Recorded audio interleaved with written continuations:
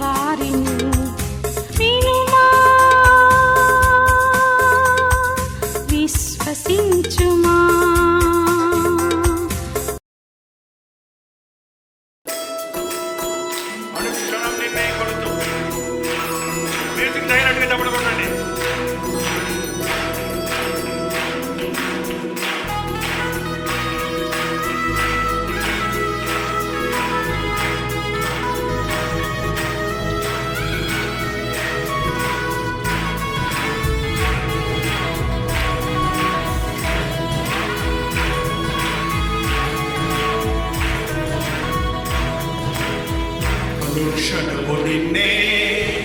అనుక్షణము నిన్నే కొలుతూ పునరుత్థానుడా, అనుక్షణము నిన్నే కొలుతూ పునరుత్థానుడా, పునరుత్థానుడా పరిశుద్ధుడా, పునరుత్థానుడా పరిశుద్ధుడా, అనుక్షణము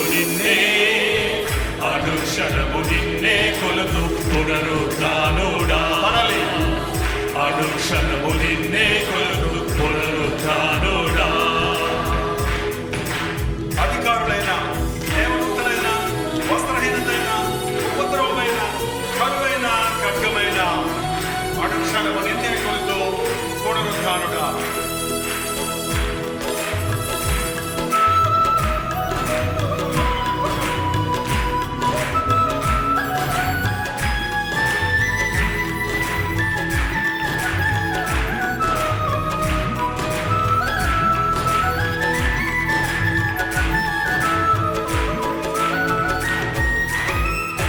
అధికారులైనా, దేవదూతలైనా, అధికారులైనా, దేవదూతలైనా, వస్త్రహీనతైనా, ఉపద్రవమైనా, వస్త్రహీనతైనా, ఉపద్రవమైనా, కరువైనా, ఖడ్గమైనా, కరువైనా,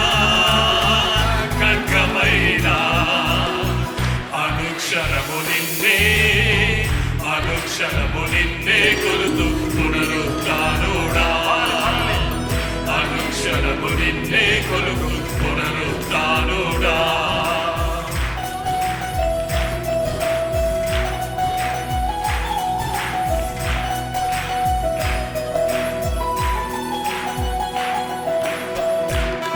రోగినైన నాకై త్యాగమైనవే, రోగినైన నాకై దాహముకున్నవే, ఊహకందదయ్యా నీ ధర్మము.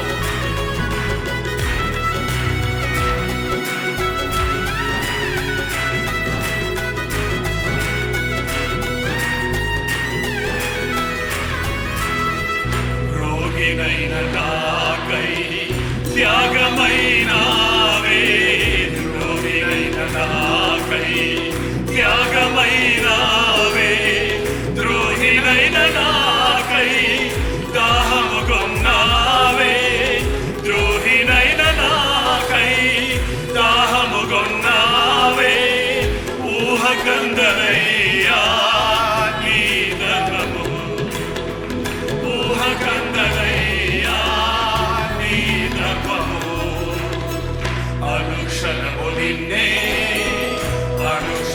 నిన్నే కొలుతూ పునరుత్థానుడా, అనుక్షణము నిన్నే కొలుతూ పునరుత్థానుడా, పునరుత్థానుడా పరిశుద్ధుడా, పునరుత్థానుడా పరిశుద్ధుడా, అనుక్షణము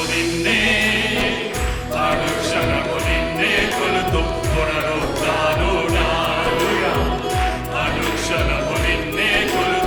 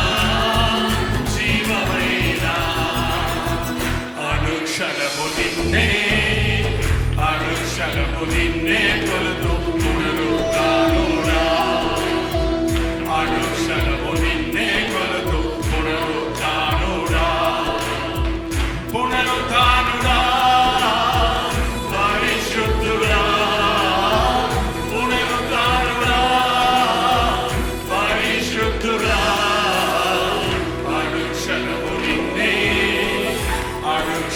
నిన్నే కొలుతూ పునరుద్ధానుడా అనుక్షణము నిన్నే కొలుతూ పునరుద్ధానుడా ఒంటరినైన నా కంట నీడు తుడిచావే కంటి పాపనాన్ని ఇంట చేర్చుకున్నావే మంటినైన నన్ను నీ బొట్టుగా చేశావే పైన కూడా పాడాలండి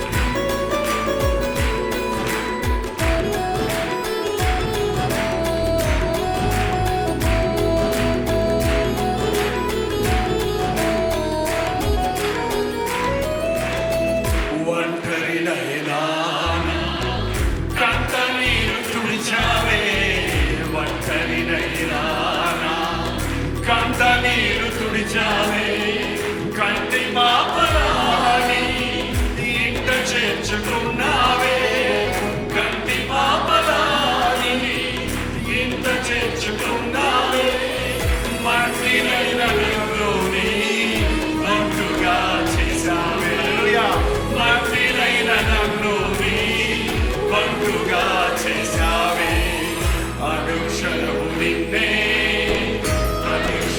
నిన్నే కొలుతూ పునరుద్ధానుడా అనుక్షణము నిన్నే కొలుతూ పునరుద్ధానుడా పునరుద్ధానుడా పరిశుద్ధుడా పునరుద్ధానుడా పరిశుద్ధుడా అనుక్షణము నిన్నే కొలుతూ పునరుద్ధానుడా అనుక్షణము నిన్నే కొలుతూ పునరుద్ధానుడా అనుక్షణము నిన్నే కొలుతూ పునరుద్ధానుడా మన కొరకు విజ్ఞాపన చేయుచున్నవాడు ఆయనే. ఎవరైనా నా యేసయ్య, ఎవరైనా నా యేసయ్య అంటుంటే కాదు, నా యేసయ్య, నా యేసయ్య. చూడు వీళ్ళందరూ నా యేసయ్య అంటే నీ యేసయ్య కదా. మరి దెబ్బలాడండి, పనికి మన చీరల కోసం, డబ్బుల కోసం, భూముల కోసం, ఆస్తుల కోసం, తిండి కోసం దెబ్బలాడుకుంటారు ఏంటండి? చెప్పండి ఎవరు?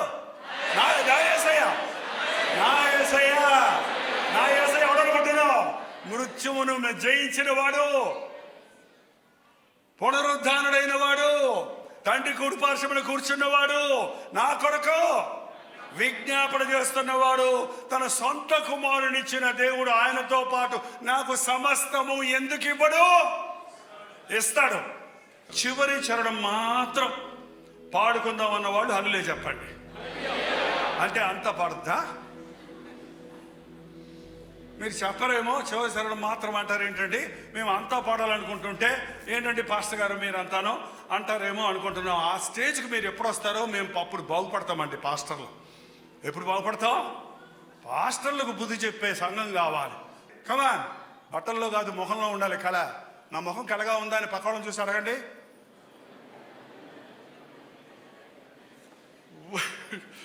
ఇప్పుడు ఉందండి కళగా. పాప ఇందాక చాలా మంది ముఖాలు ఆఫ్ అయిపోయినాయి. కొంచెం ఆలస్యమైతే ఆఫ్ అయిపోతుంది. కమాన్, మట్టినైనా అంటూ ఏంటది, ఒంటరినైనా నా కంట నీరు తుడిచావు, కంటి పాపలా నీ ఇంట చేర్చుకున్నావు, మంటినైనా నన్నుని బాంటుగా చేర్చావు. ఎంజాయ్ ఎంజాయ్, ఆనందించండి.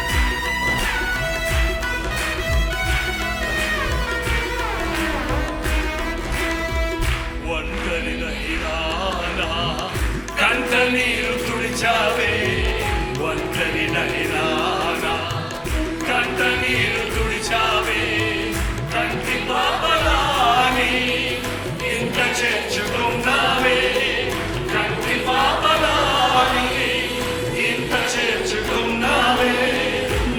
మంటినైన నన్ను నీ బంటుగా చేశావే. మంటినైన నన్ను నీ బంటుగా చేశావే. అనుక్షణము నిన్నే కొలుతూ పునరుత్థానుడా. అనుక్షణము నిన్నే కొలుతూ పునరుత్థానుడా. పునరుత్థానుడా పరిశుద్ధుడా. పునరుత్థానుడా పరిశుద్ధుడా. అనుక్షణము నిన్నే కొలుతూ పునరుత్థానుడా. అనుక్షణము నిన్నే కొలుతూ పునరుత్థానుడా. పునరుత్థానుడా పరిశుద్ధుడా. పునరుత్థానుడా పరిశుద్ధుడా. అనుక్షణము నిన్నే కొలుతూ పునరుత్థానుడా. అనుక్షణము నిన్నే కొలుతూ పునరుత్థానుడా. అనుక్షణము నిన్నే కొలుతూ పునరుత్థానుడా. అనుక్షణము నిన్నే కొలుతూ పునరుత్థానుడా. ప్రతి క్షణము నిన్నే కొలుతూ పునరుత్థానుడా. ప్రతి క్షణము నిన్నే కొలుతూ పునరుత్థానుడా. నిన్నే కొలుతూ పునరుత్థానుడా. అనుక్షణము నిన్నే కొలుతూ పునరుత్థానుడా. హల్లెలూయా.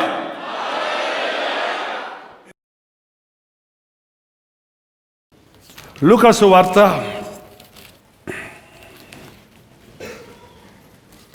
'ఎంతమంది బైబిల్లో పునరుద్ధానాన్ని గురించి చదివారండి?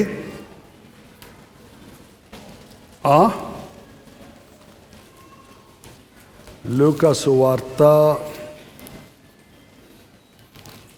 24వ అధ్యాయము. అన్ని అధ్యాయాల్లో అన్ని సువార్తల్లో చివరి అధ్యాయంలో ప్రభు పునరుద్ధానాన్ని గురించి చక్కగా వివరించబడింది. యోహాను సువార్తలో మాత్రం లాస్ట్ బట్ 1 చాప్టర్ అంటే 20వ అధ్యాయంలో వివరించబడింది. ఈ 4 సంభవాలలో కొంచెం వ్యత్యాసాలు ఉన్నాయి. అది కొంతమంది ఎందుకు బైబిల్లో తేడాలు ఉన్నాయని అంటుంటారు. తేడాలు కాదు, కానీ వివిధ కోణాలలో ప్రభువు చూపించడం జరిగింది మనకి సంపూర్ణమైన పునరుద్ధానపు విషయాన్ని అర్థం చేసుకోవడానికి. లూకాసు వార్త 24వ అధ్యాయము 4వ వచనం దగ్గర నుండి చదువుకుంటున్నామండి. ఇందును గూర్చి చదవండి.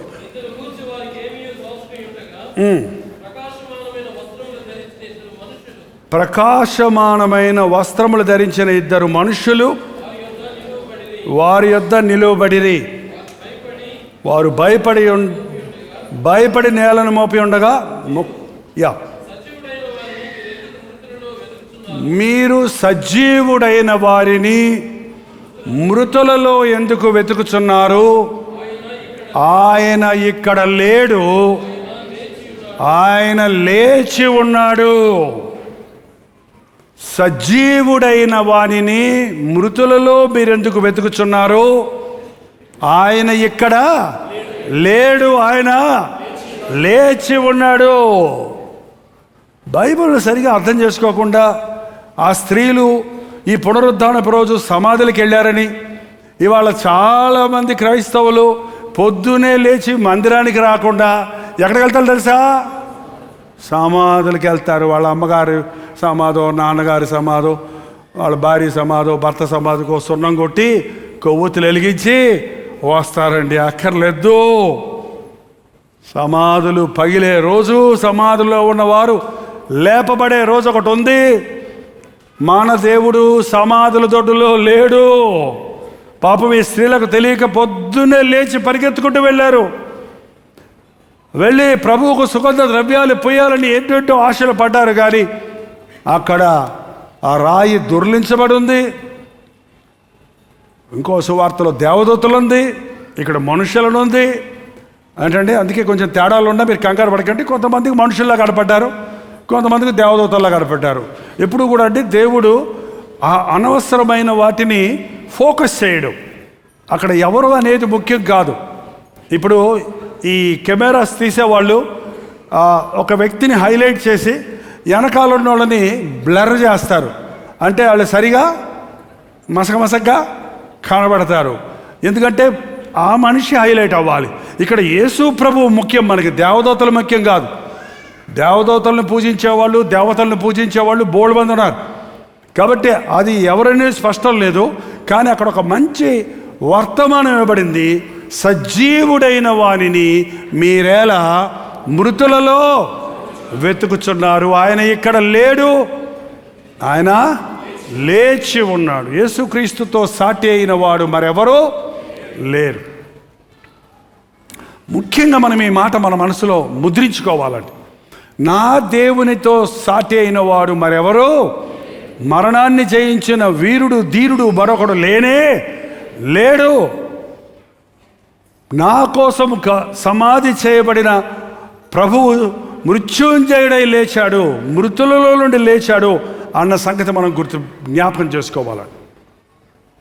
ఈ లోకపు దేవతలతో యేసుక్రీస్తు సరి తోగడం, వారికి ఆయనకి సంబంధం పాపులలో చేరక ప్రత్యేకంగా ఉన్నవాడు, పైనుండి వచ్చినవాడు. నేనే మార్గమును జీవమును సత్యమునై ఉన్నాను, నా ద్వారానే మీరు తండ్రి వద్దకు. అదే గొప్ప నిరీక్షణ క్రైస్తవులకి. యేసు ప్రభువు సజీవుడిగా లేవలేదు అని ఈ రోజు కూడా యెరూషలేం పట్టణంలో కూడా ఒక వినికిడి ఉంది. ఎందుకంటే ప్రభువు లేవకముందు ఆ శిష్యులు, ప్రధాన యాజకులు, శాస్త్రులు పిలాతు దగ్గరికి వెళ్ళి, నాయనా వాళ్ళు 3వ రోజు లేస్తారని ప్రభు చెప్పాడు, వాళ్ళు శిష్యులు ఎత్తుకుపోయి లేచారంటారు, కాబట్టి నువ్వు దయచేసి ఆ సమాధి రాతిని సీలేసేసాయి, రాను వారిని అక్కడ పెట్టు, కావలి పెట్టు అంటే సరే అన్నాడట పిలాతు. ఆయన సమాధికి పెద్ద రాయి ఉంది, ఆ రాయికి రోమన్ సీలేసి అక్కడ 4 సైనికులు కావలి ఉన్నారు. కావలి గెలిచిన ప్రభు, సమాధి గెలిచిన ఇంకా పాడాలనిపిస్తుంది నాకు. ఓకే, ఆ దృశ్యం అలాగే మీరు చూడండి. ఆ సమాధి రా ఏమైంది పొద్దున్నే, ఆ యొక్క ఇట్స్ ఇన్ మార్కు సువార్తలు కదా, మార్కు సువార్త 15వ అధ్యాయం 16వ అధ్యాయం అండి. మార్కు సువార్త 16వ అధ్యాయం 2వ వచనం. వారు ఆదివారం పెందలకడ లేచి బయలుదేరి సూర్యోదయమైనప్పుడు సమాధి వద్దకు వచ్చుచుండగా, సమాధి రాయి నుండి మన కొరకు ఎవరు పొర్లించునని చెప్పుకొనిరి. వారు వచ్చి కనులెత్తి చూడగా రాయి పొర్లింపబడి ఉండుట చూచిరి. ఆ రాయి ఎంతో పెద్దది, ఆ రాయి అప్పటికే పొర్లించబడింది. ఇంకో సువార్తను చూద్దాం. మత్తయి సువార్త 28వ అధ్యాయము 3వ వచనం అండి. ఇదిగో దూత పరలోకము నుండి దిగి వచ్చి రాయి పొర్లించి దాని మీద కూర్చుండెను. అప్పుడు మహా భూకంపము కలిగెను. ఆ దూత స్వరూపము మెరుపు వలె నుండెను. అతని వస్త్రములు హిమమంత తెల్లగా ఉండెను. అతనికి భయపడుట వలన కావలి వారు వణికి చచ్చిన వారి వలె, ఓరు నాయన కావలోళ్ళట ఆ వెలుగు చూసి, ఆ దూతను చూసి, అక్కడ జరుగుతున్న సంభవాలు చూసి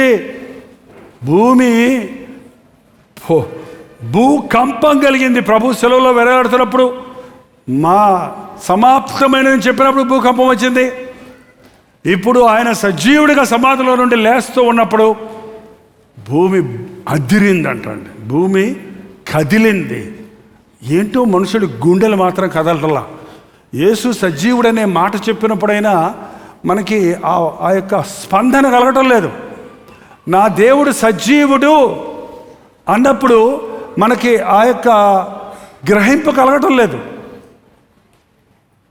మీకు ఇష్టమైన మీ అమ్మగారు మరణించారమ్మా, 3వ రోజు లేచి మీ ఇంటికి వచ్చి తలుపు తట్టారు. అమ్మ బాగున్నావా? కొంచెంసేపు భూతమా దెయ్యమా అంటావులే. కాదమ్మా నేనేనమ్మా, చూడమ్మా నేనేనమ్మా అని అన్ని ఇలా అంటే అప్పుడు ఎలా ఉంటుంది చెప్పండి మీకు? అసలు హౌ డు యూ ఫీల్? వచ్చావా మళ్ళీ అనిపిస్తా? ఏం చేస్తావు చెప్పండి? ఏం చేస్తావు? మీ బంధువులందరికీ ఏం చేస్తావు? అక్క అంబులెన్స్ వచ్చింది, నా తమ్ముడా అంబులెన్స్ వచ్చిందిరా, అమ్మ వచ్చిందిరా, ఒరే అమ్మ బతికిందిరా, అమ్మ బతికిందిరా, అవి బొమ్మ బతికింది తెలుసా మీకు? మా అమ్మ బతికింది, ఆంటీ అత్తయ్య మామయ్య. చెప్పవా? మరి ఎవరికైనా చెప్పారు యేసు ప్రభు లేచి వచ్చాడని, ఆయన సజీవుడని ఎవరికైనా చెప్తున్నారా? అసలు ఆ ఉత్సాహం ఉందా? ఆ స్పందన ఉందా? ఏంటో లేచాడంట.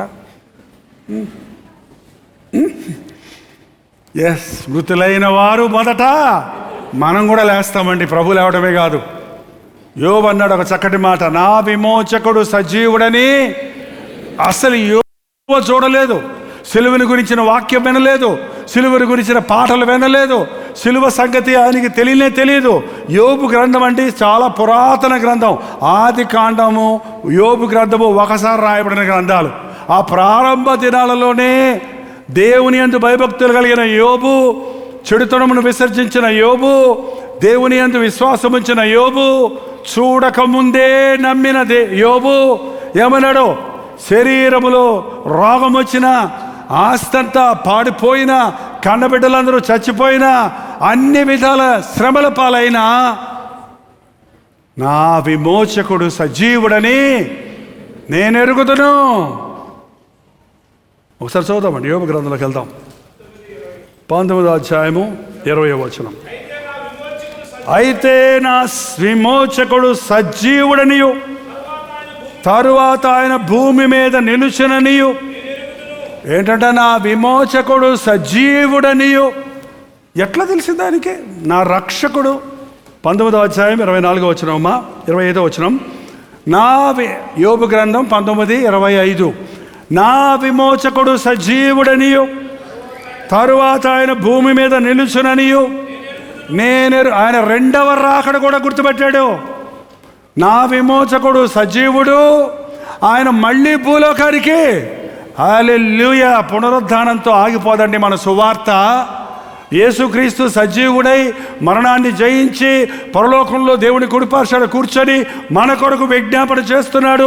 త్వరలో, అతి త్వరలో మేఘవాహనుడిగా ప్రధాన దూతలతో బూర శబ్దములతో ఆయన రాజుగా భూలోకానికి రాబోతూ ఉన్నాడు.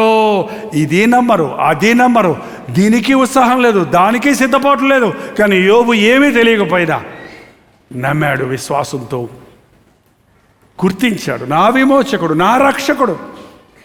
విమోచకుడు అంటే రక్షకుడు అండి. నిర్దోషము నిష్కలంకమైన గొర్రెపిల్ల వంటి క్రీస్తు రక్తము ద్వారా మీరు విమోచించబడుతున్నాడు, మీరు ఎరుగరా అని చెప్పబడినట్లుగా నమ్ముతున్నాడు యోబు. నా విమోచకుడు సజీవుడనియు, తరువాత ఆయన భూమి మీద నిలిచాడనియు, తిరిగి నా కోసం మళ్ళీ వస్తాడనియు నేను ఎరుగుతాను. I know. నాకెవరో చెప్పారు కాదండి, నాకెవరో చెప్పారంటే కాదు, నాకు తెలుసు. ఏంటంటారు అది? నాకు తెలుసు. నా దేవుడు సజీవుడని నాకు తెలుసు. ఎంతమందికి తెలుసు అండి? పాస్టర్ గారు చెప్పారు, అమ్మ చెప్పింది, నాయన చెప్పారు. అంట యేసుప్రభు తిరిగి లేచాడు అంట కాదు. నా ప్రభువు తిరిగి లేచాడని పాస్టర్ గారు నమ్మటం కాదు, అందరూ నమ్మటం కాదు. నువ్వు నమ్ముతున్నావా? నీ ప్రభు నీ కోసమే సిలువలో బలయ్యాడని, నీ కోసమే తిరిగి లేచాడని నువ్వు విశ్వసిస్తున్నావా? ఎంతమంది ఈ రోజున ప్రభువుని మీ రక్షకుడిగా అంగీకరించారు? చేయి చూపించండి చూద్దాం. ఎస్. ఇంకెవరైనా ఇక్కడ ఇంకా మీ జీవితాలు ప్రభువుకి ఇవ్వకపోతే this is the best day. ఇది అనుకూలమైన సమయం. ఈ రోజున ఈ సజీవుడైన క్రీస్తును మీ దేవుడిగా చేసుకోండి. ఏమేమంటున్నాడు? నా విమోచకుడు సజీవుడనియు, తరువాత భూమి మీద నిలిచి నెరుగుదును, తర్వాత ఈలాగు నా చర్మము చీకిపోయిన తరువాత ఆగు ఆగు ఆగు ఆగు ఆగు ఈలాగు నా శరీరము ఎక్కడ చీకిపోద్ది? మన శరీరం చీకిపోద్దట తెలుసా? పురుగు పెట్టిన తర్వాత, పోనీ కుళ్ళిపోయిన తర్వాత. ఎక్కడ? ఎక్కడండి? మరి ప్రభువుని ఎరిగిన వాళ్ళు విశ్వాసులు, దైవ సేవకులు కరోనా టైంలో కూడా చాలామంది వాళ్ళని సమాధిలో పెట్టేశారు. వారి శరీరాలు ఇప్పుడు తవ్వి చూస్తే అసలే డీకంపోజ్ అయిపోయి ఉంటాయి, కుళ్ళిపోయి ఉంటాయి, ఎండిపోయి ఉంటాయి. కొందరి 2 yearsలో ఆరి మట్టికి మట్టి అయిపోయి ఉంటాయి. కానీ యోబు అంటున్నాడు, నేను చచ్చిపోయినా, నేను సమాధి చేయబడ్డా, నా శరీరం చీకిపోయినా తరువాత శరీరముతో నేను దేవుని చూచెదను. శరీరం మళ్ళీ ఎట్టొచ్చుద్ది? అదే అద్భుతమైంది. నీ శరీరం చీకిపోయినా ప్రభు మేఘారుడిని వచ్చినప్పుడు, ప్రభు బిడ్డవైతే, క్రీస్తు రక్తంలో కడగబడిన వ్యక్తివైతే, సమాధులు బద్దలైనప్పుడు మనం మృతులైన వారిని తిరిగి లేస్తాము. మన యొక్క ఈ రూపం, ఈ మట్టి శరీరం, ఇప్పుడు మట్టి శరీరం మీరు బాగా నలపండి, బంగారం ఏమైనా వస్తుందో చూడండి. ఒకవేళ మనిషి బంగార రంగులో ఉండొచ్చు, కానీ నలిపి చూడండి మట్టే వస్తుంది. ఏంటంటే ఇది మట్టి శరీరం. ఇది ఎంత తిన్నా మళ్ళీ ఆకలి వేస్తుంటుంది, చెమటపడుతుంటుంది. ఎన్ని సబ్బులు తెచ్చి తోమినా ఈ గబ్బు వదలదు. ఇది మట్టి శరీరం. ఇది రోజు రోజుకి ముసలిదైపోయే శరీరం, కృషించిపోయే శరీరం. కానీ దేవుడిచ్చేది ఏ శరీరం? మహిమ శరీరం. కానీ రూపం ఏముంటుందో తెలుసా? ఇదే రూపం ఉంటుంది. పరలోకంలో ఒకళ్ళనొకళ్ళు గుర్తుపట్టగలమా? గుర్తుపట్టలేమా? ఎట్లా గుర్తుపడతారు? నీ ముఖం మారిపోతే ఎట్లా గుర్తుపడతావు?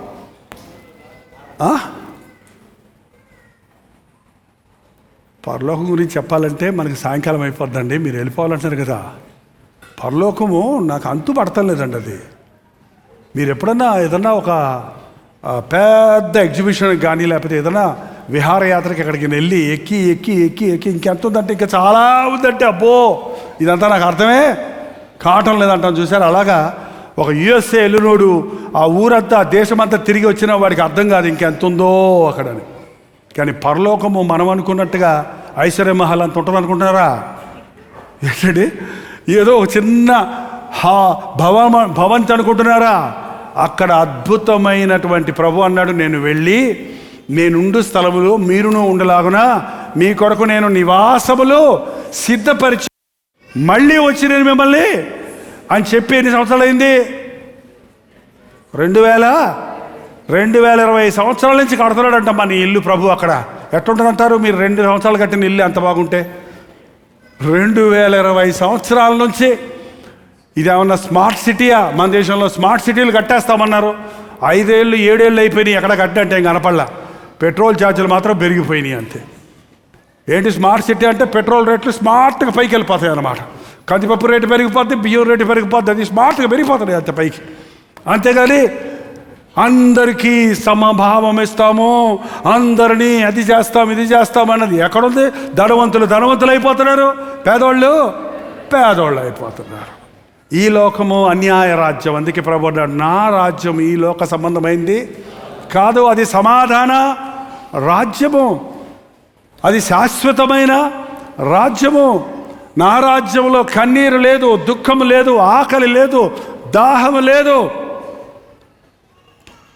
అక్కడ యుగ యుగములు తరతరములు మనం జీవించబోతున్నాం. యేసు ప్రభువుని ఎందుకు నమ్ముకుంటాం? ఈ లోకం కొన్ని మేలులు కలగడానికి, కొన్ని అవసరతలు తీరడానికి మాత్రమే కాదు ప్రభువుని మనం నమ్ముకునేది. మన ప్రతి అవసరత తీరుస్తాడని, ప్రతి విషయంలో మనకు సహాయం చేస్తాడని. ఎంతోమంది ఈ రోజున క్రీస్తులోని సంపూర్ణతను గుర్తించలేకపోతున్నాం. యోబు విశ్వాసంతో అంటున్నాడు, నా విమోచకుడు సజీవుడని నేను ఎరుగుతాను. ఆయన తరువాత ఆయన భూమి మీద నిలిచినని నేను ఎరుగుతాను. ఇలాగూ నా చర్మము చీకిపోయిన తరువాత శరీరముతో నేను దేవుని చూచెదను, నా మట్టుకు నేనే చూచెదను, మరి ఎవరుడు కాదు, నేనే కన్నులారా ఆయనను చూచెదము. హల్లెలూయా. ఎప్పుడా యేసయ్యను చూసేది? ఎప్పుడయ్యా నిన్ను నేరుగా చూడాలి నేను అనే ఆశ ప్రతి విశ్వాస హృదయంలో ఉండాలండి. అందుకే మన పరుగు పరలోకం వైపు ఉండాలండి. అందుకే మన దృష్టి పరలోకం వైపు ఉండాలి. యేసు వైపు చూచుచు మీ ముందున్న పందెంలో ఓపికతో పరిగెత్తాలి. ఈ లోకంలో శ్రమలు ఉంటాయి, కష్టాలు ఉంటాయి, నష్టాలు ఉంటాయి, నిందలు ఉంటాయి, బాధలు ఉంటాయి, కొరతలు ఉంటాయి, శ్రమలు ఉంటాయి. వీటిని చూసుకున్నావా ముందుకు సాగలేవు. వీటిని లెక్క చేయకుండా ముందుకు సాగుతుంటే నా నీతిని, నా రాజ్యాన్ని మొదట వెతకండి, అప్పుడు ఇవన్నీ మీకు నేను అనుగ్రహిస్తానన్నాడు. ఎప్పుడు చూడాలి యేసయ్యను? యోహాను రాసిన మొదటి పత్రిక, యోహాను రాసిన మొదటి పత్రిక 3వ అధ్యాయము. యోహాను రాసిన మొదటి పత్రిక 3వ అధ్యాయం 1వ వచనం దగ్గర చదువుతున్నాను. మనము దేవుని పిల్లలమని పిలువబడినట్లు తండ్రి మనకెట్టి ప్రేమను అనుగ్రహించునో చూడుడి. మనము దేవుని పిల్లలము అని పిలువబడినట్లు తండ్రి మనకెట్టి ప్రేమను అనుగ్రహించునో చూడుడి, ఎట్టి క్రీస్తును అనుగ్రహించునో చూడుడి. మనం దేవుని పిల్లలమయ్యాం. ముందెవరం అండి? దెయ్య పిల్లలం. ముందెవరం అంటే సాతానును అనుసరించిన వారు, సాతాను బిడ్డలుగా ఉన్నాం, చీకట్లో ఉన్నాం, అజ్ఞానంలో ఉన్నాం, అవిధేయతలో ఉన్నాం, నరకపాత్రులుగా ఉన్నాం. కానీ మనం దేవుడు తన పిల్లలుగా చేసుకోవడానికి ఎట్టి ప్రేమను అనుగ్రహించును చూడుడి, ఎట్టి క్రీస్తును అనుగ్రహించు. ప్రేమ అంటే క్రీస్తేనండి. నాకైతే ప్రేమ అనగానే ఎవరు గుర్తు రావాలి తెలుసా? క్రీస్తు. నిజమైన ప్రేమ అంటే ఏంటో బ్రతికి చూపించిన వాడు ఆయన, ప్రాక్టికల్గా నెరవేర్చిన వాడు ప్రభు. ప్రాణమిచ్చినంతగా మనల్ని ప్రేమించిన వాడు ఆయన. మనం మంచోళ్ళమని కాదు, మనం శత్రువులుగా ఉండగానే, బలహీనులుగా ఉండగానే, మనం ఆయన్ని వెతకముందే, మనల్ని ప్రేమించకముందే మనల్ని ఆయన ప్రేమించాడు. చూడండి, మనం దేవుని పిల్లలమని పిలువబడినట్లు మనకి ఎట్టి ప్రేమను అనుగ్రహించునో చూడుడి. మనము దేవుని పిల్లలమే. ఈ హేతువు చేత లోకము మనలను ఎరుగదు, ఏలయనగా అది ఆయనను ఎరుగలేదు. 2వ వచనం, ప్రియులారా ఇప్పుడు మనం దేవుని పిల్లలమై ఉన్నాము, మనం ఇంకా ఏమవుదుమో అది ఇంకా ప్రత్యక్షపరచబడలేదు. కానీ ఆయన ప్రత్యక్షమైనప్పుడు ఆయన ఉన్నట్లుగానే ఆయనను చూతుము గనుక ఆయనను పోలి ఉందుమని ఎరుగుదుము. హల్లెలూయా. ఆయన ప్రత్యక్షమైనప్పుడు ఆయన ఉన్నట్టుగానే ఆయన్ను చూతుము గనుక ఆయనను పోలే అగుదుమని ఎరుగుదుము. నేను ఎరుగుదును. నువ్వు ఎరుగుదువా యేసయ్య గొప్పతనాన్ని? నీ భవిష్యత్తు ఏంటో తెలియక అల్లాడిపోతున్నావు. ఏమైపోతావు నా భవిష్యత్తు అని కంగారు పడిపోతున్నావు. ఏమైపోతానో నేను జీవితంలో ఏమీ సాధించలేకపోతున్నానని అని బెంబేలు పడిపోతున్నావు. నా పిల్లల పరిస్థితి ఏంటని దిగులు పడిపోతున్నావు. నా భవిష్యత్తు ఏంటి, నా ఉద్యోగం విషయంలో ఏంటని కంగారు పడుతున్నావు. నా చదువులో ఈ ఎగ్జామ్స్ ఎలా రాయగలను, నేను ఎలా పాస్ అవ్వగలను అని బాధపడుతున్నావు. నాకు విరోధులు ఉన్నారు చాలామంది, నన్ను అనేక విధాలుగా కృంగదీస్తున్నారని వాళ్ళని వీళ్ళని చూసి బెత్తరబోతున్నావు. కల్లా నువ్వు క్రీస్తు రక్తంలో కడగబడిన వాడివైతే, నువ్వు దేవుని బిడ్డవైతే, ఎంతమందికి పిల్లలు ఉన్నారు చేసి చూపించండి. దేంపండి, చిన్నపిల్లల పెద్ద పిల్లల? చిన్నపిల్లల సంగతి మాట్లాడుతున్నాను. బిలో 4 years 3 years 3 సంవత్సరాల బిడ్డకి ఆ బిడ్డ వచ్చి అమ్మ అన్నం పెట్టు అన్నప్పుడు పెడతారా? పాలు ఏమన్నప్పుడు ఇస్తారా? లేకపోతే ఆ బిడ్డ అవసరతలు తీర్చడానికి మీరు ఆలోచిస్తారా? ఆ బిడ్డ తన గురించి తను ఆలోచించుకుంటుందా? ఆ బిడ్డ బట్టలు వేసుకునేది మీరేస్తారా? తనే వేసుకుంటుందా? అసలు ఎవరు కొన్నారు? ఎవరు కొనుక్కుంటున్నారు? బిడ్డకి ఏమేమి కొంటారు? ఏమేమి అవసరమో అవన్నీ కొంటారా? డబ్బులు లేకపోతే మీరన్నా చినిగిపోయిన చొక్కా వేసుకొని, చినిగిపోయిన చీర కట్టుకొని, బిడ్డకు మంచి మంచి వస్త్రాలు కొనిచ్చే తల్లులు ఉన్నారండి మన సంఘంలో. విధవరాండ్రు ఉన్నారు, భర్త చనిపోతే 4-5 బిడ్డలను దేవుని కోసం పెంచిన మహాతల్లులు ఉన్నారు. వాళ్ళకి ఎప్పుడు చూసినా నేను చెయ్యెత్తి దండం పెట్టాలనిపిస్తుంది. అంటే అంత దండం పెట్టి దేవుడిగా చేయటం కాదు, అభినందించాలనిపిస్తుంది అంట వాళ్ళని.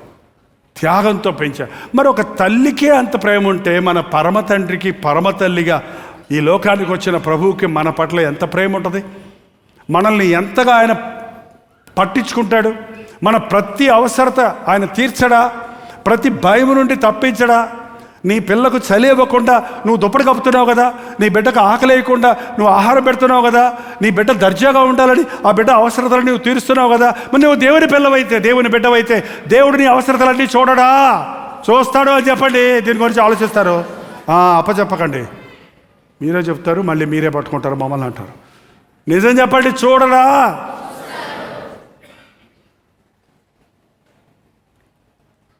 నా 18 ఏటండి, మీసాలు కూడా సరిగా రాలా. 18 సంవత్సరాలు దేవుడు రమ్మంటే సేవకి అమ్మని, నాన్నని, చదువుని, తమ్ముళ్ళను, చెల్లెలను, ఆంధ్రాను వదిలిపెట్టి ఇదిగో ఈ మెడ్రాస్ వచ్చారు. అప్పుడు మెడ్రాస్ అనేవారు. ఏంటి నీ భవిష్యత్తు అని అడిగితే నాకే సమాధానం లేదు. 7 సంవత్సరాలు బైబిల్ కాలేజీలో చదివిన తర్వాత ఒకరోజు కూర్చొని ఏడ్చుకుంటున్నాను నేను. ఏంటో దేవుడి సేవకు రమ్మంటే వచ్చేసాను, ఇక్కడికి వచ్చి కూర్చున్నాను. ఈ భాష ప్రజలు నాకు అర్థం కావటం లేదు. ఏదో సేవ అంటున్నారు, రోజు మందిరం తడవాలి. ఏదో సేవ అంటున్నారు, ఇక్కడ సేవకులు చెప్పిన మాట వినాలి. ఏదో సేవ అంటున్నారు, ఈ ఉప్పుడు బియ్యం అన్నం తినాలి. ఈ సేవ అంటున్నారు, టీ లేదు, కాఫీ లేదు, పెరుగు లేదు. 7 సంవత్సరాలు 10 సంవత్సరాలు ఏమీ లేదు. ఇదేంటి నాయన? సరే, ఇవన్నీ లేకపోతే పోయింది, ప్రసంగాలు చేయాలి కదా. నేను సేవకు వచ్చిన అయితే ప్రసంగానికి ఎక్కడికి పంపరేంటి నన్ను? నాకంటే వెనకాల వచ్చిన వాళ్ళు ప్రసంగంలో పేపర్ వేసేవారు, పేర్లు. నా పేరు వేసేవాడు కాదు. పోయి చూసుకున్నావు రిజల్ట్ చూసినట్టు. నన్ను ఎక్కడికైనా వేసారా? నన్ను వేయరే. నన్ను వేయటం లేదేంటి? నీకు పని ఉంది, మ్యాగజైన్ వర్క్ చేయాలి. నువ్వు నమ్మకంగా పనిచేసేవాడిని చర్చిలో. అందుకని ఏ ఊరు తీసుకెళ్ళేవారు కాదు. నువ్వు వెళ్తే పని అయిపోద్దని నన్ను అక్కడే కూర్చోబెట్టేవారు. ఇదే పని చేయడానికనే సేవకు వచ్చాను. సేవ అంటే పనా? సేవ అంటే చాకరియా? సేవ అంటే బానిసత్వమా? కూర్చొని ఏడుసాను చూడండి, కళ్ళు ఇంతంతలా ఉబ్బిపోయింది. ఆ రోజు దేవుని సేవకులు విజయవాడలో మీటింగ్ జరిపించి వచ్చారు. అయ్యగారు మీతోటి మాట్లాడాలన్నా. ఏంటయ్యా అలసిపోయేస్తే మాట్లాడాలంటావు ఏంటే అన్నాడు. అన్నాడు. ఏడుపు వచ్చేసింది. అసలు ముందు ఏడుస్తూ ఉన్నాం కదా. బయటికి వెళ్ళిపో సర్రా అన్నాడు. మళ్ళీ పాప ఆయన ఏదో మనసుకొని ఏంటి అంటే, నాకు అసలు దేవుడు నన్ను సేవకు పిలిచాడా లేదని అనుమానంగా ఉందండి. నేను వచ్చి అప్పుడే 7 సంవత్సరాలు అయింది. ఇంతవరకు నన్ను సాక్ష్యం చెప్పమని కూడా అడగలేదు మీరు ఎప్పుడు. కనీసం వాక్యం చెప్పకపోతే పోయి సాక్ష్యం చెప్పమని కూడా అడగలేదు. ఎక్కడ వాక్యానికి పంపించడం లేదు. నేను నిజంగా దేవుని సేవకు పిలిచారా? నాకు ఈ చాకరీ చేసుకుంటే నా బతికి ఇలా వెళ్ళిపోద్దా? జనములకు ప్రవక్తగా చేస్తానని దేవుడు వాగ్దానం ఇచ్చాడు. మరి ఇదేంటి అంటే ఆయన అన్నాడు, నీకు దెయ్యం పట్టిదయ్యా అన్నాడు. దెయ్యం పట్టింది అంటాడు. నీకు దెయ్యం పట్టిదయ్యా. రాత్రి నేను విజయవాడ మీటింగ్లో అనేక వేల మంది మధ్య ఒక ఇంజనీర్ కొడుకున్నాడు. దేవుని పిలుపుని అందుకొని మారు మాట్లాడకుండా సేవకు అప్పగించుకున్నాడు. దేవుని మందిరంలో, దేవుని పరిచయంలో బహుగా వాడబడుతున్నాడు. అన్ని గురించి గొప్పగా నేను సాక్ష్యం చెప్పొచ్చాను. నీ మొహం నువ్వు సాక్ష్యం చెప్పాలా? నేను సాక్ష్యం చెప్పాను నీ గురించి రోషంగా. పిచ్చి పిచ్చి ఆలోచనలు వదిలిపెట్టి పోయి పని చేసుకోపా అన్నాడు. పని చేసుకోపా అన్నాడు. ప్రసంగం చేయమనలేదు. కానీ ఆ పునాది, ఆ 10 సంవత్సరముల పునాది ఈ రోజు వరకు సేవ చేయడానికి దొర్లుతూనే ఉందండి.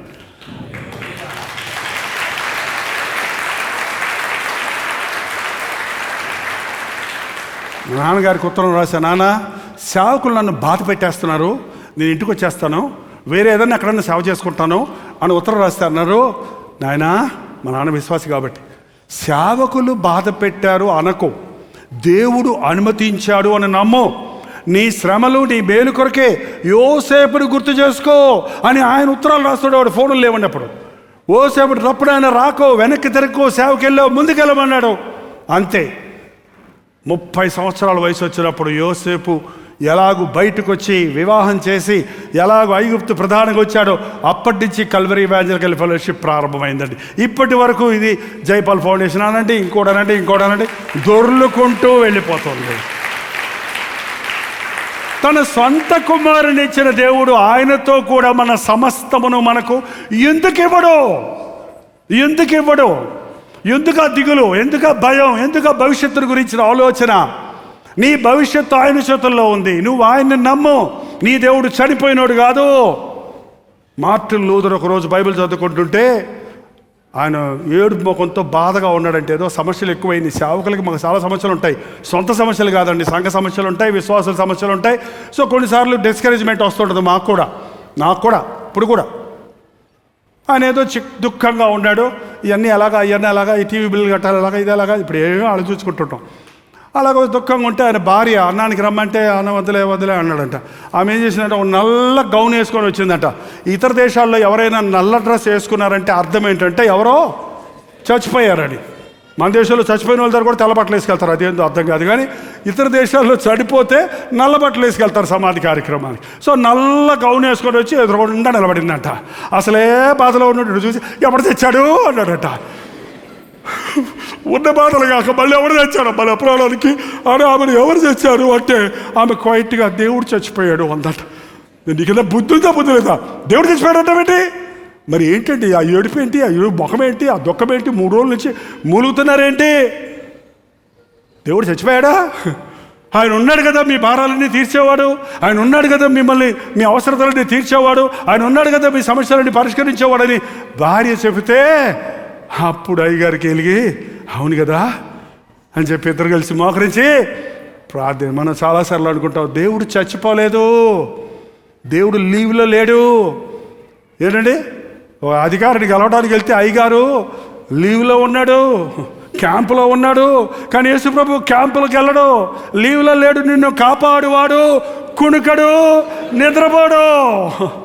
24/7 నీ మీదే దృష్టి ఉంచి ఉన్నాడు. నువ్వు అప్పుడప్పుడు ఆయన ఆరాధిస్తున్నావు. అనుక్షణం ఆరాధించేవారు, అనుక్షణం ఆయనతో కనెక్షన్ కలిగిన వాడు దేనికి భయపడని అవసరం లేదండి. నేను పోయే మార్గం ఇరుకు మార్గమైన నా ప్రభు నాకు తోడున్నాడు. నేను పోయే మార్గం ముళ్ళ మార్గమైన నా ప్రభు నన్ను ఎత్తుకొని నడిపిస్తున్నాడు. నేను పోయే మార్గం అగ్ని జ్వాలలతో నిండిన నాకు ఏ అపాయమో రాదు. నడి సముద్రంలో నడిచిన ఏ జలములు నన్ను ముంచవో.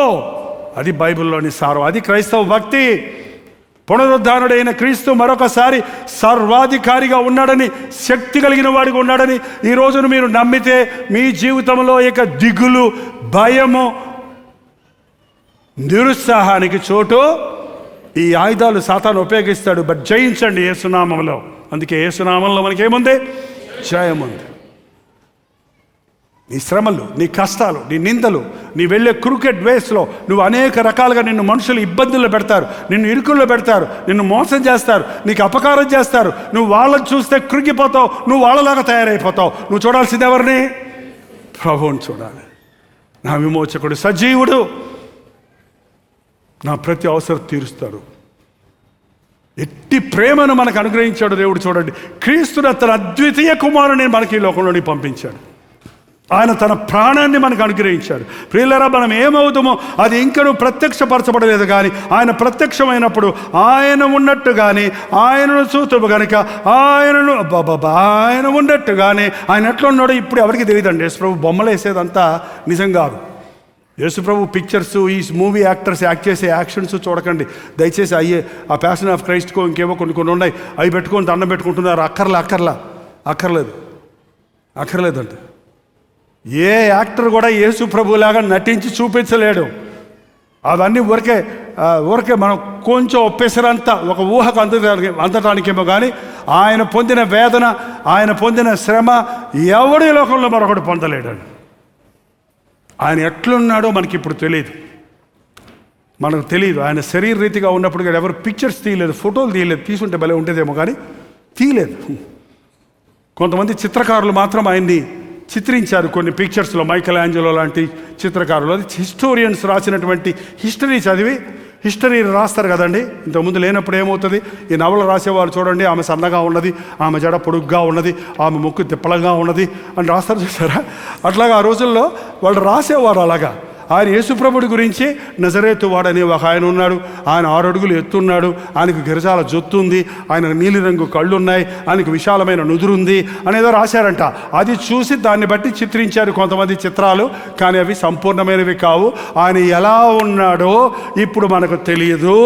కానీ ఆయన వచ్చినప్పుడు ఆయన ఉన్నట్టుగానే ఆయనను చూతుము గనక ఆయనను పోలే. ఆయన ముఖం చూస్తుండగానే మన ముఖాలు ఆయనలాగా మారిపోతాయంట. అంటే ముఖాలు మారటం అంటే ఆ ప్రకాశం, ఆ మహిమ శరీరం. ఆయన పోలి ఎరుగుదము, ఆయన పోలి ఉందము. పరలోకంలో అందరూ క్రీస్తులే ఉంటారంటాడు. అందరూ క్రీస్తులాగానే ఉంటారు. ఎలా గుర్తుపట్టాలంటే ఆయన చేతుల్లో ఏముంటాయి? గాయాలు ఉంటాయి. ఏంటండి? నిన్ను నన్ను ఆయన సారూప్యంలో, ఆయన ఆకారంలో చేసుకున్నాడు. మొదట దేవుడు ఎలా చేశాడు మానవుడిని? ఆయన స్వరూపంలో చేసుకున్నాడు. మనల్ని మరలా ఆయన స్వరూపంలో మార్చడానికే వికృతమైపోయి పాపముతో నీచులమైపోయి హీనులమైపోయి సాతాను జనంగా నాశనానికి పోయేవారిగా ఉన్న మన కొరకు మళ్ళా తన బిడ్డలుగా చేసుకోవడానికి తన రక్తాన్ని చిందించి మరణాన్ని జయించి పాతాళాన్ని జయించి సాతాను జయించి మృత్యుంజయుడే లేచాడు నా యేసయ్య. హల్లెలూయా. ఆయన త్వరలో రాబోతున్నాడు. ఆయన వచ్చేలోగా మనకు చేయాల్సిన ఒక పని ఉందండి. అది చెప్పేసి నేను ప్రార్థన చేస్తాను. ఏం చెప్పాడో తెలుసండి యేసు ప్రభు శిష్యులకి? మార్కు సువార్తలోకి వెళ్ళండి ఇప్పుడు మరొకసారి. మార్కు సువార్త చివరి అధ్యాయం 15వ వచనం. మరియు మీరు సర్వలోకమునకు వెళ్ళి సర్వ సృష్టికి సువార్తను ప్రకటించుడి. నమ్మి బాప్తిసం పొందినవాడు రక్షించబడను, నమ్మని వానికి శిక్ష విధించబడను. మీరు సర్వలోకమునకు వెళ్ళి సర్వ సృష్టికి సువార్తను. ఏంటా వార్త? యేసు క్రీస్తు మీ కొరకు సిలువలో మరణించాడు. యేసు క్రీస్తు మిమ్మల్ని విమోచించుట కొరకు తన రక్తాన్ని చిందించాడు. యేసు క్రీస్తు నామములో మీకు పాప క్షమాపణ ఉన్నది. యేసు ప్రభు మిమ్మల్ని ఆయన రాజ్య వారసులుగా చేసుకోవడానికి ఈ లోకంలోనికి వచ్చాడన్న సువార్తను ప్రకటించండి. నమ్మి బాప్తిసం పొందిన వాడు రక్షించబడతాడు, నమ్మను వదిలేయమనలేదండి. నమ్మని వానికి శిక్ష విధించబడుతుంది. ఇంకొక మత్తయి సువార్త 28:18 కూడా చదవండి. అయితే యేసు వారి యొద్దకు వచ్చి పరలోకమందును భూమి మీదను నాకు సర్వాధికారం ఇవ్వబడినది. హల్లెలూయా. పరలోకమందు అధికారము ఆయనదే, భూమి మీద ఆయన అధికారము ఆయనదే. నాకు సర్వాధికారం ఇవ్వబడినది. కాబట్టి మీరు వెళ్ళి సమస్త జనులను శిష్యులుగా చేయుడి. తండ్రి యొక్కయో కుమారుని యొక్కయో పరిశుద్ధాత్మ యొక్కయో నామమున వారికి బాప్తిసం ఇచ్చుచు నేను మీకు ఏ ఏ సంగతులను ఆజ్ఞాపించి తినో వాటినన్నిటినీ గైకొనవలనని వారికి బోధించుడి. ఇదిగో నేను యుగ సమాప్తి వరకు సదాకాలము నేను మీకు తోడై ఉంటాను. ఇవాళ ప్రభు శరీర రీతిగా లేడు. ఎక్కడ 2-3 ఆయన నామంలో కూడి ఉంటారో వారి మధ్యలో ఉంటానన్న ప్రభు ఈరోజు మన మధ్య ఉన్నాడు. నేను మీకు తోడై ఉన్నాను. నేను మిమ్మల్ని మరి ఆయన తోడై ఉంటే సువార్త ప్రకటించే పని మనకెందుకు ఇచ్చాడు? యేసుప్రభు పునరుద్ధారుడు అయిన తర్వాత శిష్యుల దగ్గరికి వెళ్ళాడు. వారి మీద ఊది మీరు పరిశుద్ధాత్మను పొందడానిగానే శిష్యులు ముందు భయపడ్డారు. తర్వాత వచ్చి చాలా సంతోషపడిపోయి ప్రభు అన్నాడు నేను వెళ్ళిపోతున్నాను అంటే, ఏంటి ప్రభు ఇప్పుడు వెళ్ళిపోవటం ఏంటి? ముందు పిలాతు దగ్గరికి వెళ్దాంరా. పానికి వాళ్ళు ఎట్ట చేశాడు చూడు, నిన్ను చూసుకో, నువ్వు నిలబడ, నువ్వేం మాట్లాడద్దు ప్రభా. ఏరా పిలాతు గడా చూసుకో, యేసుప్రభు చెప్పేస్తాడు, సిలువేసేవాడు చూడ ప్రభు చూసుకో అని మేము పెద్ద చెప్పుకుంటాం గొప్పలు. పిలాతుకు చెప్తాం సువార్త. ఆ సైనికులు వచ్చాడు చూడు, నిన్ను గుచ్చాడు చూడు, కొట్టాడు చూడు, వాళ్ళందరికీ బుద్ధి చెప్పాలంటే నువ్వు వచ్చి వాళ్ళ ముందు నిలబడితే బెత్తరపోతాడు ప్రభా. ఇప్పుడు వెళ్ళిపోతాడంటావేంటి ప్రభా? ఇప్పుడే మాకు కావాలి నువ్వు అంటే నేను వెళ్ళిపోవాలి. మరి అలా నేను మీకు తోడై ఉంటాను. మీ చేతులే నా చేతులు, మీ పాదములే నా పాదములు, మీ నోరే నా నోరు. నేను మీకు బోధించిన వాటిని బోధించండి. నేను మీకోసం చేసినట్టు మీరు ఇతరుల కొరకు ప్రార్థన చేయండి. నేను దెయ్యాలను నిలగొట్టడానికి, నానా విధములైన రోగములను స్వస్థపరచడానికి మీకు అధికారం ఇస్తున్నాను. నా అధికారాన్ని మీకు ఇస్తున్నాను. మీరు నేను వచ్చే వరకు సువార్తను ప్రకటించండి అని చెప్పాడు.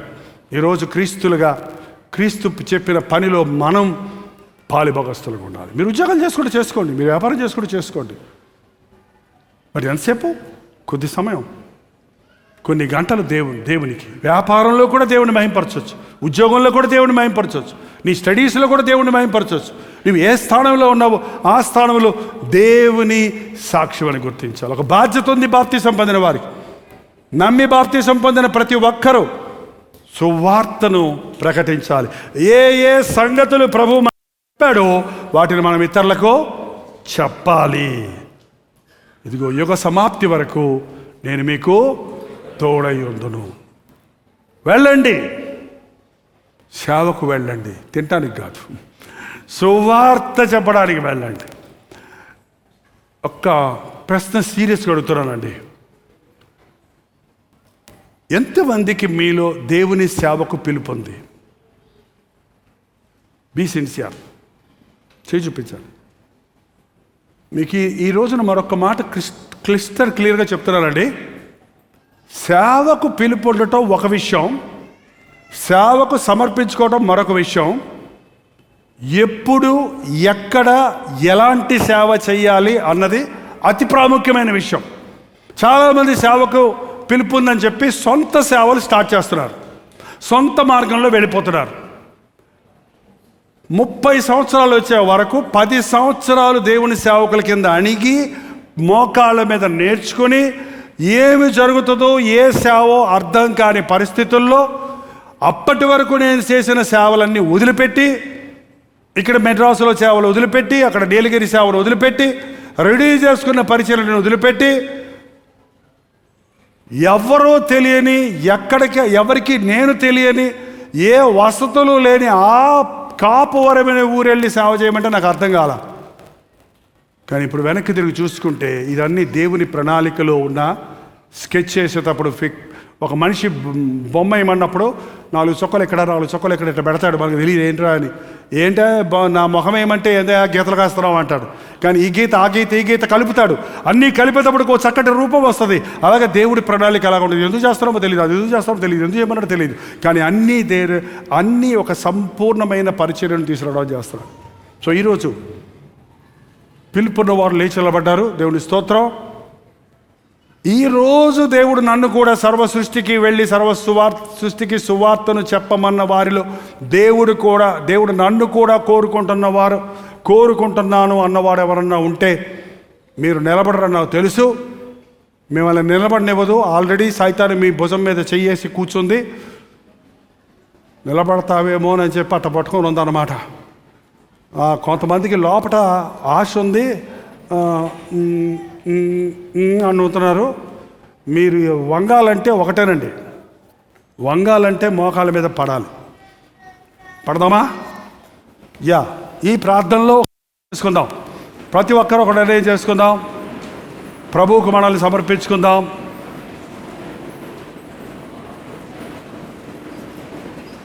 నా దేవుడు సజీవుడు, నా ప్రతి అవసరత తీరుస్తాడు. నా భవిష్యత్ అంతా ఆయన చేతుల్లో ఉంది. నాకు భవిష్యత్తు ఏంటో నాకు అర్థం కాదు, కానీ ఆయన వచ్చినప్పుడు ఆయన ఉన్నలాగానే నేను మారతానని, ఆయన రాజ్యంలో నేను ఉంటానని నమ్ముతున్నానన్నవారు మీ నోరు తెరిచి ప్రభువుకు వందనాలు చెప్పండి. నోరు తెరిచి వందనాలు చెప్పండి.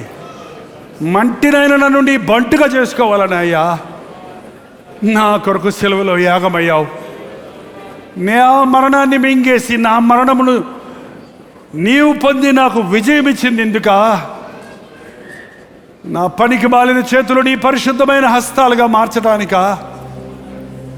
పాపము కొరకు పరిగెత్తే నా పాదములు నీ సువార్త కొరకు పరిగెత్తాలనా?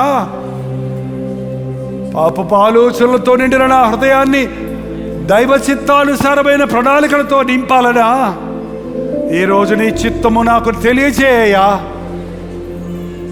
ఇప్పటికే నీ సేవకు నన్ను పిలుచుకున్నావని నేను గుర్తిస్తూ నేను సమర్పించుకుంటున్నానయ్యా. నన్ను అభిషేకించు తండ్రి. ఎట్టి సేవ చేయాలో, ఏ విధముగా నీ సేవలో సాగాలో, నీవు మెచ్చే సేవ, అగ్ని పరీక్షకు నిలబడే సేవ చేయడానికి నాకు సహాయం చేయి. కొయ్యకాలు గడ్డి వంటి సేవ కాక వెండి బంగారము వెలగల రాళ్ల వంటి అగ్ని పరీక్షలు నిలిచే పరిచర్యలు చేయటకు సహాయం చేయి నాయన. పిలిచిన వాడివి నీవయ్యా, వీడవన ఎడబాయనన్నావయ్యా. ఈరోజు ఇంకా వారి బ్రతుకులు గమ్యం లేకుండా వారిని చూడు నాయన. నీవు సిలువలో మరణించి తిరిగి లేచావన్నది ఒక కథగానే విని వెళ్ళిపోయేవారిగా ఎవరు ఇక్కడ ఉండకుండా సహాయం చేయి. నన్ను విడిపించడానికి, నాకు జయం ఇవ్వడానికి, నన్ను నిత్య నరకం నుండి తప్పించడానికి, నన్ను పరలోక రాజ్యం వారసులుగా చేయడానికి నా యేసయ్య ఈ లోకంలోనికి వచ్చి నా కొరకు ప్రాణం ఇచ్చాడని పూర్ణ హృదయంతో విశ్వసించడానికి సహాయం చేయి. ఎందుకు పనికిరాని మమ్మల్ని రక్తం ఇచ్చి కొన్నావే అయ్యా. విలువైన నీ రక్తాన్ని మా కొరకు చిందించావే. మేము విలువ పెట్టి కొనబడిన వారిని, మేము మా సొత్తు కాదు. అని గుర్తించి నీ కొరకు సమర్పించుకున్నటకు ఈ ఈస్టర్ రోజున సహాయం చేయ్యా. ప్రతి ఒక్కరూ నోరు తెరవండి. యవ్వన బిడ్డలు చాలామంది వారు వృద్ధాప్యంలో దేవుడు నన్ను పిలిచారని లేచి నిలబడుతున్నారు. యవ్వనుడా, లోకము నిన్ను పాడు చేయకముందే, సాతాను నిన్ను వాడుకోకముందే, సాతాను నీ బ్రతుకును చిప్పిరిగా చేసేయకముందే నీ బాల్య దినములందరినీ సృష్టికర్త జ్ఞాపకం చేసుకో. నీ యవ్వన కాలము దేవునికి అప్పగించు. నీ పట్ల దేవునికి గొప్ప ప్రణాళికలు ఉన్నాయి. నీ జీవితంలో జరిగే ప్రతి ఘట్టము ఆయన చిత్తములో ఉండినట్లు, ప్రతి విషయము అది నీ మేలు కొరకు ఆయన మలుచున్నట్లు, ఇదిగో దేవా నా జీవితం నీకు అప్పగించుకుంటున్నానని ప్రభుతో చెప్పండి. మన ఇళ్ళు అక్కడే ఉంటాయి, ఎప్పుడైనా వెళ్ళొచ్చు. మన ఆహారం అక్కడే ఉండదు, ఎప్పుడైనా తినొచ్చు. ఈ అవకాశం మళ్ళీ నీకు రాదు. ఈ అవకాశం మళ్ళీ నీకు లేదు. ఒకవేళ సహోదరుడా సహోదరి, ఇదే మీకు చివరి అవకాశమేమో. నీ పిలుపు విషయమై ఇప్పటికే చాలా వాయిదా వేశావు. నీ రక్షణ విషయమై ఇప్పటికే చాలా దినాలు వృధాగా వదిలేశావు. ఇంత గొప్ప రక్షణ నిర్లక్ష్యము చేసిన తప్పించుకోలేవు. భయంకరమైన న్యాయ తీర్పు ఉంది.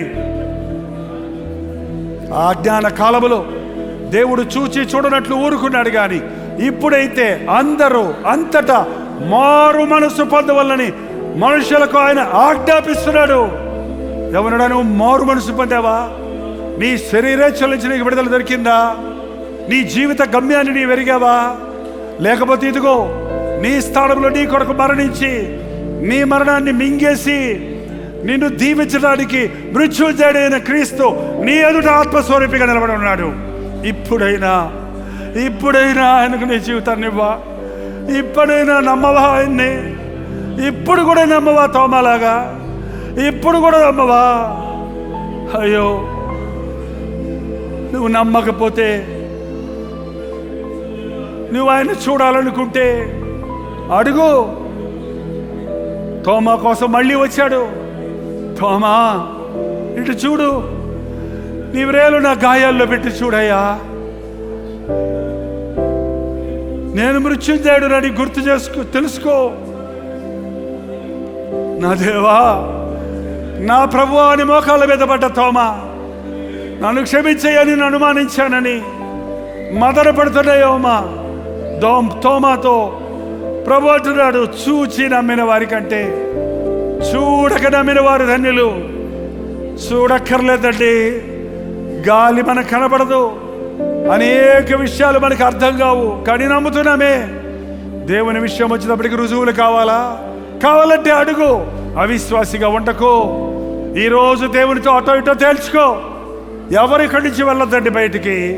ఈరోజు నీ బ్రతుకేంటి, నీ గమ్యం ఏంటి, నిన్నెందుకు దేవుడు ఇక్కడికి తీసుకొని వచ్చాడు, నిన్నెందుకు ప్రభు ప్రేమిస్తున్నాడు, నువ్వు ఈ రోజున ఏమై ఉన్నావో అది కేవలము ఆయన ఆ రోజున సిలువలో చేసిన యాగము ద్వారానే అని నువ్వు నమ్మకపోయినా ఇది నిజమని ఈ రోజైనా నువ్వు తెలుసుకో. ఈరోజు తన ప్రేమను నీ మీద కుమ్మరించి నిన్ను కడగాలని, నిన్ను పరిశుద్ధుడిగా చేయాలని, పరిశుద్ధుల సహవాసములు నిన్ను ఉంచాలని, పరలోక రాజ్య వారసులుగా ఉంచాలని పరిశుద్ధాత్ముడు మన మధ్య సంచరిస్తూ ఉన్నాడు. మీరు ఆయన సొత్తు. దిగులు పడకండి మీ భవిష్యత్తు గురించి, భయపడకండి, బాధపడకండి. బైబిలన్నిటి నుంచి విడిపించే ప్రభువు ఉన్నాడు, కొదువులన్నీ తీర్చే ప్రభువు ఉన్నాడు, సమస్యలన్నింటినీ పరిష్కరించే ప్రభువు ఉన్నాడు. ఎవరు మనల్ని క్రీస్తు ప్రేమ నుండి వేరు చేయలేనంతగా మనల్ని ప్రభు హత్తుకొని ఉండాలని ఆశిస్తున్నాడు. నన్ను పట్టుకోయ్యా, నన్ను హత్తుకోయ్యా.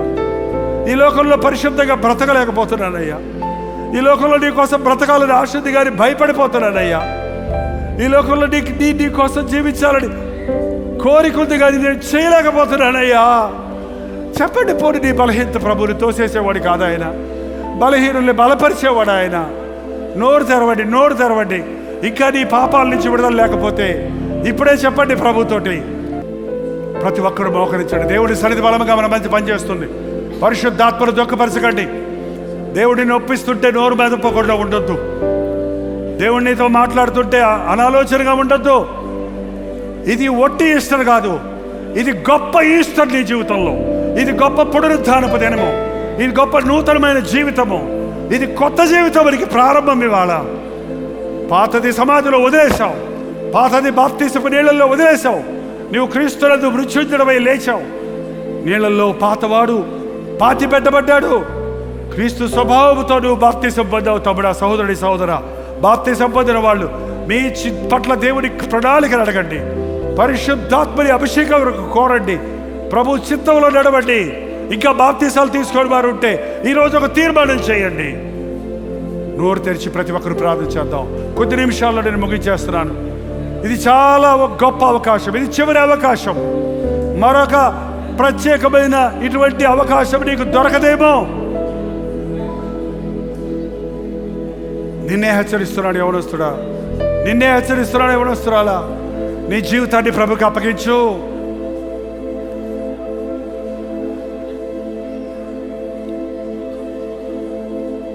ఇదిగో దేవా నా జీవితం, ఆపాదమస్తకం నీకంకితం. ఇదిగో దేవా నా జీవితం, ఆపాదమస్తకం నీకంకితం. శరణం నీ చరణం, శరణం నీ చరణం. అవునయ్యా, శరణం నీ చరణం, శరణం నీ చరణం. ఇదిగో దేవా నా జీవితం, ఆపాదమస్తకం నీకంకితం. ఇదిగో దేవా నా జీవితం, ఆపాదమస్తకం నీకంకితం. పలుమార్లు వైదొలగినాను అవునయా పరలోక దర్శనము నుండి. విలువైన నీ దివ్య పిలుపుకు అయ్యా నే తగినట్లు జీవించనైతి. పలుమార్లు వైదొలగినాను పరలోక దర్శనము నుండి. విలువైన నీ దివ్య పిలుపుకు నే తగినట్లు జీవించనైతి. అయినా నీ ప్రేమతో నన్ను దరి చేర్చినావు. అందుకే గైకొనుము దేవా ఈ నా శేష జీవితం. ఇప్పుడైనా ప్రభుకి అప్పగించుకో. అందుకే గైకొనుము దేవా ఈ నా శేష జీవితం. ఇదిగో దేవా నా జీవితం, ఆపాదమస్తకం నీకంకితం. ఇదిగో దేవా నా జీవితం, ఆపాదమస్తకం నీకంకితం. శరణం నీ చరణం, శరణం నీ చరణం, శరణం నీ చరణం, శరణం నీ చరణం. ఇదిగో దేవా నా జీవితం, ఆపాదమస్తకం నీకంకితం. ఇదిగో దేవా నా జీవితం, ఆపాదమస్తకం నీకంకితం. ఇదిగో నాయనా నా జీవితాన్ని నీకు అప్పగించుకున్నాను వారు మీ కుడి చేతి చూపించండి. ఒక ప్రత్యేకమైన ప్రార్థనతో దేవునికి మిమ్మల్ని అప్పగిస్తానికి ప్రభు మీ చేతిని పట్టుకొని మిమ్మల్ని నడిపించినట్లుగా తన ప్రణాళికలు మీకు ఎరుకుపరిచి, తన ఉద్దేశాలు మీ ఎట్లా సఫలపరిచి, తన సాక్షిగా మిమ్మల్ని వాడుకోవాలని గొప్ప రక్షణ మీకు ఇచ్చి ఉన్నాడని విశ్వసించండి. నా చేతకాటం లేదయ్యా, నాకు సహాయం చేయయ్యా. నేను బ్రతకలేకపోతున్నాను, నీ సాక్షిగా నన్ను బ్రతికించయ్యా. నేను నిలవలేకపోతున్నాను, నన్ను నిలబెట్టయ్యా. నేను పడిపోతున్నాను, నన్ను లేవనెత్తయ్యా. నేను సాతాన్ని ఎదిరించలేకపోతున్నాను, నా పక్షంలో యుద్ధం చేయయ్యా. నా పోరాటాల్లో నాకు జయం వచ్చినట్లు నీ సన్నిధి దయచేయ్యా. నోరు తెరిచి ప్రభుని అడగండి. నువ్వేం చేయలేవు, నువ్వేం చేయలేవు, నువ్వేం చేయలేవు అని సాతాను మాటి మాటికి నిన్ను శోధిస్తున్నాడు. నిజమే, నువ్వేం చేయలేవు, కానీ నిన్ను బలపరిచే క్రీస్తు ద్వారా నువ్వు సమస్తం చేయగలవు. ఆయన మరణాన్ని జయించిన వాడు, నరకాన్ని జయించిన వాడు, సాతాన్ని జయించిన వాడు, సర్వాధికారము కలిగిన ప్రభు నీ పక్షంలో ఉండగా నీకు విరోధముడు. ఆయన నీ అవసరాలన్నీ తీరుస్తాడు. దేవా, సమయోచితమైన సహాయం ఇచ్చడానికి నీ కృపాసన దగ్గరికి చేరడం నాకు నేర్పించయ్యా. ఎప్పుడు ఏది కావాలో అప్పుడు అది ఇచ్చే నా ప్రభువు పాద సన్నిధిలో గడపాలని ఆశ మాకు దయచేయను. ఆయన నోరు తెరిచి ప్రార్థించండి. పరిశుద్ధుడా, ప్రేమగల తండ్రి, ఎత్తబడిన చేతులను చూడయ్యా. పరలోకం నుండి తొంగి చూడయ్యా. ఎత్తిన చేతులు గల వ్యక్తుల హృదయాలను చూడయ్యా. వారి హృదయాల పరిస్థితులు చూడయ్యా. వారి హృదయ వాంఛలు తీర్చయ్యా. వారి మొరలు ఆలకించిన ఆయన. మా చేతులు బలహీనమైనవయ్యా. బలవంతుడైన దేవుడా, నీ బలమైన హస్తముతో మమ్మల్ని పట్టుకోండి ఆయన. ఈ భయంకరమైన పాప లోకంలో, అనేక ఆకర్షణలతో నిండిన ఈ లోకంలో నీ సాక్షులుగా బ్రతుకుటకు సహాయం చేయయ్యా. ఈరోజు కూడా ఇప్పటి వరకు ఎన్నో వాక్యాలు విన్నా, ఎన్నో ఈస్టర్లు, క్రిస్మస్లు, న్యూ ఇయర్లు మా బ్రతుకులో చూచిన, ఎన్నో మేలులు అనుభవించిన, ఇంకా నీ చేతికి మా జీవితాన్ని అప్పగించని వారు, ఆచారంగానే భక్తిలో సాగిపోతున్న వారిని ఈ సమయంలో నజరేయుడైన యేసు క్రీస్తు నామములో విడుదల చేయించున్నాను తండ్రి. ఇంకొద్దు నాయన మా మీద సాతానికి అధికారం, ఇంకొద్దు నాయన మా సొంత చిత్తం. గెత్సెమనే తోటలో నీవు చేసిన ప్రార్థన మాకు నేర్పించు. నా చిత్తము కాదు, నీ చిత్తమే సిద్ధించునుగాక. నేను అనుకున్నట్టు కాదు, నీవు అనుకున్నది నా పట్ల నెరవేర్చని నీకు సమర్పించుకోవడానికి మా ఒక్కొక్కరికి సహాయం చేయము. ఇక్కడ నీ యవనస్తులను దర్శించు నాయన, పెద్దలను దర్శించు నాయన, సహోదరులు దర్శించు నాయన. మా చిన్నపిల్లలు కూడా వారి జీవితంలో ఇప్పుడే నీ వైపు తిరగడానికి సహాయం చేయము. ఇది ఒక సంతోషకరమైన పునరుద్ధానపు దినముగా మా బ్రతుకుల్లో ఒక కొత్త జీవితాన్ని పొందామని రూఢిపరుచుకోవడానికి సహాయం చేయము. నా విమోచకుడిని నేను ఎరుగుదును, నా ప్రభువు మృత్యుంజయుడిని ఎరుగుదును, నా ప్రభువు నన్ను విడిచిపెట్టడని ఎరుగుదును. నాకు శ్రమలున్నా, కష్టాలున్నా, లోటులున్నా నా ప్రభువు నన్ను వీటన్నిటి విడిపిస్తాడని, ఆయన రాజ్య వారసుడిగా చేసుకున్నాడని నమ్ముతున్నాను అన్న విశ్వాసం మాకు దయచేయి ప్రభా. పునరుద్ధానపు శక్తిని మాకు దయచేయి. పిరికి పందలుగా ఉన్న శిష్యులు ప్రాణాలకు తెగించి సువార్త సేవలో సాగినట్టుగా పరిశుద్ధాత్మ అభిషేకమును ఈ రోజున నీ నామంలో కూడి వచ్చిన మా అందరి మీద కుమరించుము నాయన. నీ శక్తి దయచేయి నాయన. పైనుండి శక్తి వచ్చే వరకు కనిపెట్టమన్నావు, కనిపెడుతున్నామయ్యా. అభిషేకించుము నాయన. ఆత్మలను పట్టే జాలలుగా చేయము నాయన. దేవుని రాజ్యాన్ని కట్టే పనిలో మా భాగం మేము చేయనట్లుగా ప్రతి ఒక్కరి మీద నీ అభిషేకమును కుమ్మరించుము. ఈ చిన్న సంఘం ద్వారా ఇప్పటికే ప్రపంచవ్యాప్తంగా నీ సువార్తను ప్రకటించే కృపనిచ్చావే. రాబో దినాల్లో నీ రాకడ సమయం అతి సమీపంగా ఉండగా మరింత ముమ్మరముగా నీ పరిచయలో మేము సాగిపోవటకు మమ్మల్ని ఒక్కొక్కరిని నీవు కోరుకున్న వారిని, ఏరుకున్న వారిని, నీవు ఏర్పరచుకున్న వారిని ఈరోజు అభిషేకించుము తండ్రి. నీ నిండైన దీవెనలతో మమ్మల్ని పంపించమని క్రీస్తు నామములో అడుగుచున్నాను తండ్రి. ఆమేన్.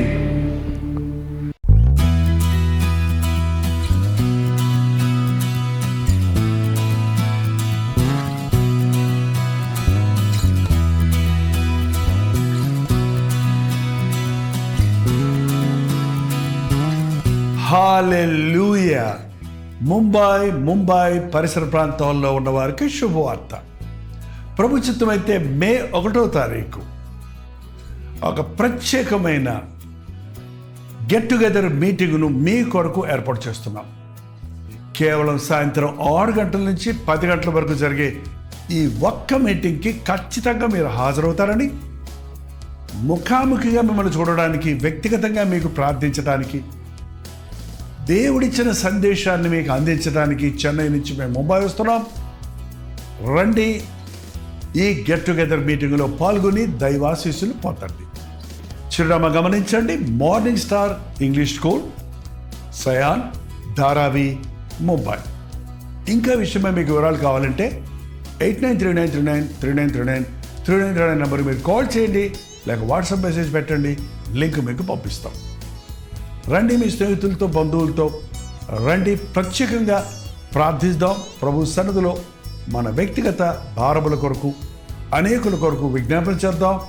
దేవుని వాక్యాన్ని ధ్యానిద్దాం. పాల్గొనండి, దైవాశీర్వాదాలు పొందండి. తప్పకొస్తారు కదా.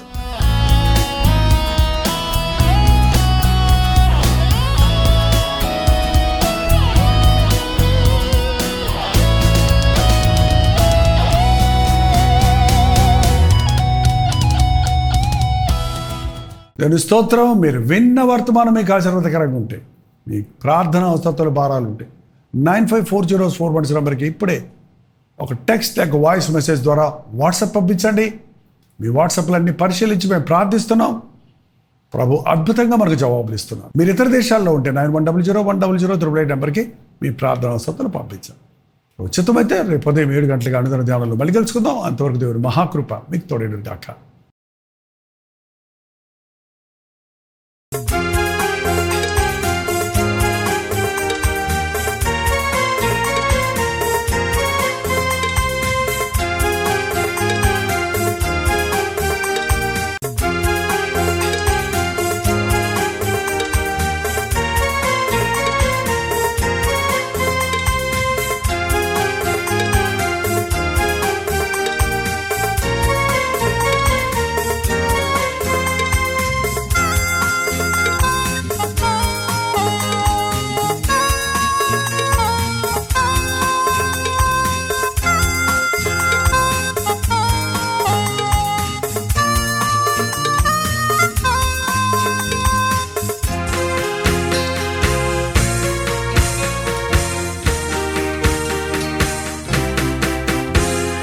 బ్రతుకు బా